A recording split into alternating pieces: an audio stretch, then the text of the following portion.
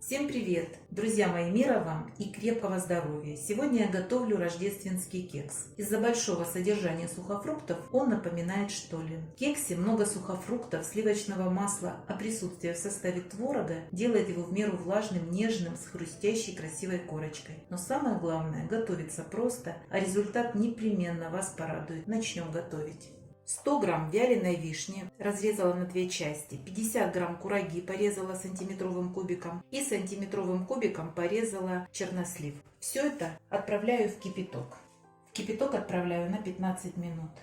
Вот здесь 50 грамм темного изюма и 50 светлого. Также отправляю в кипяток. Изюм можно держать в кипятке 5-10 минут, не больше. Еще мне понадобится 350 грамм просеянной муки высшего сорта, 180 грамм размягченного сливочного масла, 4 яйца, 200 грамм сахарного песка, 300 грамм творога, 10 грамм разрыхлителя для теста, 10 грамм ванильного сахара, буквально пол чайной ложки молотой корицы, столовую ложку сока лимона и чайную ложку цедры лимона, ну и буквально щепотка соли. Сухофрукты обсушила бумажным полотенцем, ждут своей очереди. В глубокую миску выкладываю 180 грамм размягченного сливочного масла, высыпаю 200 грамм сахарного песка и сразу же 10 грамм ванильного сахара. Обязательно добавляем щепотку соли. И все это я буду взбивать с помощью миксера в течение 2 минут. Должна получиться кремообразная масса. Добавляю по одному яйцу и каждый раз взбиваю до однородности.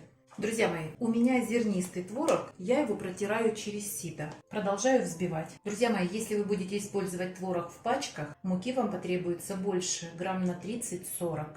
Добавляю цедру лимона, добавляю пол чайной ложки корицы, перемешиваю.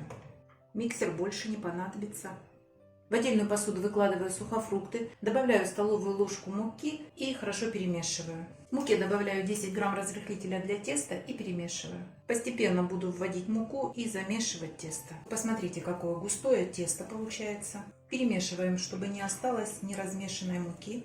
Все, тесто готово. Высыпаю сухофрукты и тщательно перемешиваю, чтобы они распределились равномерно по тесту. Подготовила форму, она у меня 22 на 32 сантиметра. И смазываю сливочным маслом. Перекладываю тесто в форму и равномерно распределяю по всей поверхности. Отправляю в духовку, разогретую до 180 градусов, время выпекания 45-50 минут. Ориентируемся на деревянную шпажку, на выходе она должна быть сухая. Кекс готов, ему необходимо остыть, буквально полчаса. Остывший пирог легко достается из формы.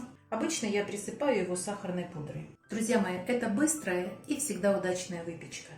Возьмите себе в копилочку. С наступающим Рождеством! И не забывайте подписываться на наш с Петровичем канал. Пока-пока!